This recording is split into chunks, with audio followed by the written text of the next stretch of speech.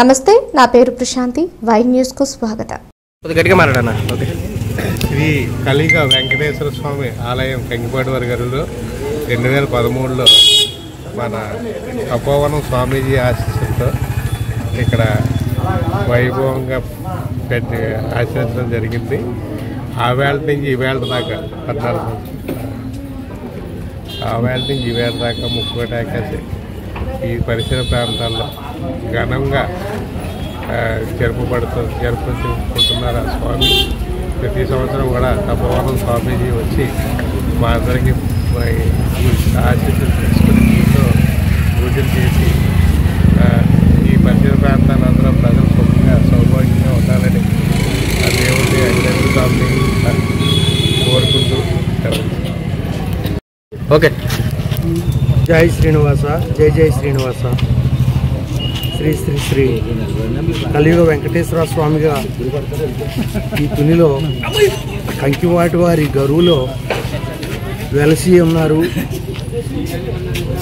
శ్రీ సచ్చిదానంద స్వామీజీ వారి తపోవనం వారి ఇచ్చే ఈ స్వామివారిని ప్రతిష్ఠించడం జరిగింది. ఇప్పుడు సుమారుగా ఒక 15 ఏళ్ళ నుంచి చాలా వైభవంగా ఈ స్వామివారికి ప్రతి సంవత్సరం కూడా ఈ వైకుంఠ ఏకాదశి రోజున మంచి ఘనంగా ఈ తుని భక్తులందరూ కూడా స్వామివారిని దర్శించుకుని ఆయన యొక్క తీర్థ ప్రసాదాలను స్వీకరించి ఆయన అనుగ్రహాన్ని పొందుతూ ఉన్నారు. అలాగే అందరూ కూడా సుఖ సంతోషాలతో ఉండాలని ఆ స్వామివారిని కోరుకుంటూ సెలవు. ఓం నమో భగవతే వాసుదేవాయ, ఓం నమో వెంకటేశాయ, ఓం నమో శ్రీనివాసాయ. జై శ్రీమన్నారాయణ, జై జై శ్రీమన్నారాయణ. మన కంకిపాటి వారి గరునందు వేం చేసి ఉన్నటువంటి శ్రీ శ్రీ శ్రీ భూసహిత కలియుగ వెంకటేశ్వర స్వామి వారి ఆలయం నందు ఈ రోజున ధనుర్మాసంలో వైకుంఠ ఏకాదశి సందర్భాన్ని పురస్కరించుకొని స్వామివారి వద్ద ఉదయం ప్రాతకాలం నుండి అనేక రకములైనటువంటి పూజా కార్యక్రమాలు జరిగాయి. కాబట్టి ప్రతి ఒక్క భక్తులు కూడా వచ్చి దర్శన భాగ్యం దర్శనం చేసుకుని స్వామివారి తీర్థప్రసాదం స్వీకరించారు.